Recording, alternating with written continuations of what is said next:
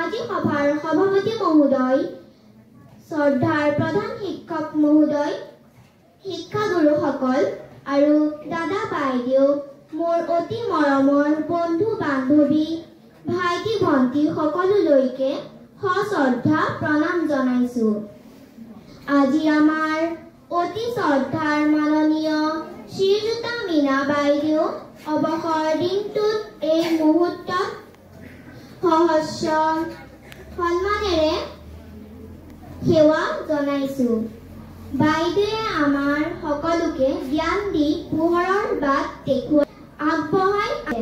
বাইদেউ আছিল অতি সহজ সৰল।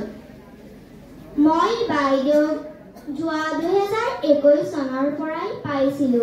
এই 3 বছৰে মই বাইদেউক লগ পাই সঁচাই এগৰাকী মাতৃৰ দৰে অনুভৱ কৰিছিলো। বাইদেৱে আমাক বহুত মৰম কৰিছিল, নজনাটো মৰমেৰে শিকাই দিছিল। বাইদেউৰ হাঁহি থকা মুখখন দেখিলে আমাৰ বৰ ভাল লাগে। সঁচাকৈ বাইদেউৰ বিষয়ে যিমান ক'লেও শেষ কৰিব নোৱাৰি।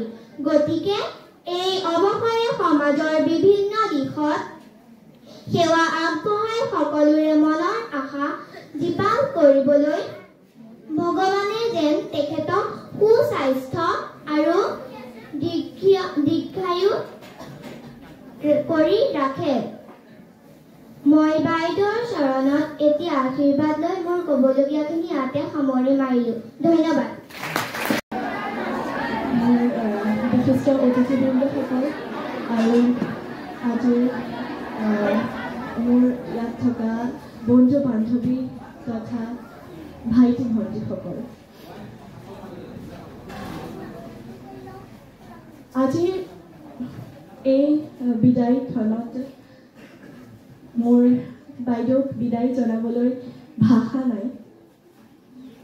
আমি বাইদেউ আমাক যিখিনি জ্ঞান বা আদৰ্শ দি থৈ গৈছে তাকেই জীৱনটোক সাৰথি হিচাপে লৈ আগবাঢ়ি যাবলৈ চেষ্টা কৰিম। আৰু বাইদেউ আমাক যিখিনি মৰম দিলে সেইখিনি আমি পাহৰিব নোৱাৰোঁ। আৰু এই ক্ষণত মোৰ বিশেষ তেনেকৈ ক'বলগীয়া বুলি মই নাভাবোঁ। যিখিনি কৈছে বাইদেউৰ বিষয়ে শিক্ষকসকলে ক'লেই, আৰু ইয়াতে কৰি মোৰ চমু বক্তব্য সামৰি লৈছোঁ। মাননীয় আজিৰ বিদায় সভাৰ সভাপতি মহোদয়, শ্ৰদ্ধাৰ শিক্ষাগুৰুসকল, অতিথিবৃন্দ আৰু মোৰ মৰমৰ দাদা বাইদেউ, ভাই ভণ্টিসকল, আজি আমাৰ বিদ্যালয়ৰ শ্ৰদ্ধাৰ মীনা দত্ত বাইদেউৰ চৰকাৰৰ নিয়ম অনুসৰি অৱসৰ দিন, অৱসৰ আৰু বিদায় মুহূৰ্তটো অতি কৰণ।